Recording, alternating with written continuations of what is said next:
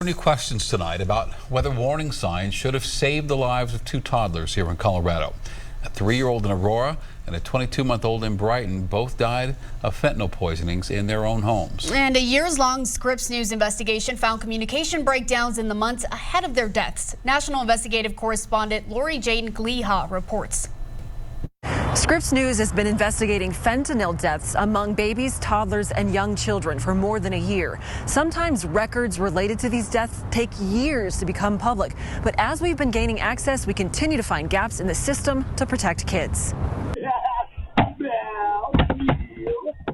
This blurry home surveillance video shows the last few hours of 22-month-old Aviana Montoya's life in Brighton, Colorado.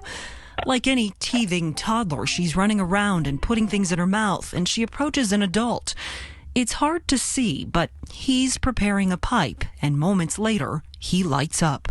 Scripps News obtained this video and these police crime scene photos from the home after Aviana's parents were sentenced to serve decades in prison this year for her 2022 death. Prosecutors say the toddler died because she ingested nearly 10 times the fentanyl needed to kill an adult. And anytime there's a child that's died and you read how, you always immediately think, is there something that could have prevented that? April Jenkins manages the Child Protection and Prevention Unit for Colorado's Department of Human Services. She could not speak about specific cases, but in records Scripps News obtained, members of a state child fatality review team found something alarming in the months leading up to Aviana's death, a gap in the system designed to protect children just like her. Police knew her father was involved with drugs, but never warned child welfare workers she could be in danger. How surprised are you that gaps like this are still occurring? I guess I could say that I am surprised that anyone that would see a child that is unsafe wouldn't let us know. I would be surprised. But police did know Aviana was unsafe. I-76 westbound. Scripps News obtained this police dash camera video from about 17 months before she died.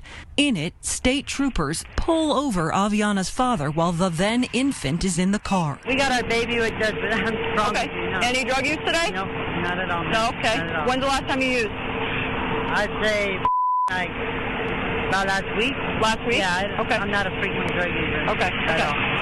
Turns out the father, Alonzo Montoya, did have narcotics and drug paraphernalia in the car. In this footage, you can hear him admitting to it and expressing concern for his baby. I'm scared for my wife and child. That's why I like to. Okay. Because that's my paraphernalia. I understand, sir. I'm a drug user. Authorities charged him with impaired driving and child abuse. While he was eventually acquitted of the abuse charge, records show the state's child welfare agency would not find out about it until after Aviana's death. If you're given information in a timely manner, what kind of intervention can you do that might help a child? If the child is unsafe and we know that maybe there are substances within the reach of a child, or if we know that a parent is parenting under the influence and unable to safely parent that child, we would immediately get in and provide safety. We might call a family member that could come and take this child to their home and keep this child safe in their home while we're working with the parent. Our Scripps News investigation also found a similar lack of communication between police and child welfare agents in another Colorado case. Looks like we got one unconscious female. Okay. We do have a child in the back of the seat. Okay. This footage obtained by Scripps News shows a mother in Aurora, Colorado, before she was revived with the opioid reversal medication Narcan. She passed out behind the wheel with her child in the car.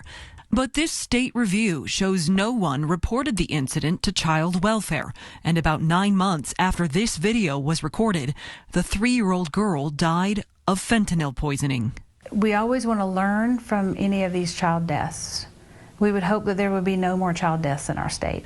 One of the involved police agencies told us it did an audit and additional training to address communication breakdowns in child abuse cases. The other department told us its case ended with discipline for an officer. Lori Jane Gliha, Scripps News, Denver.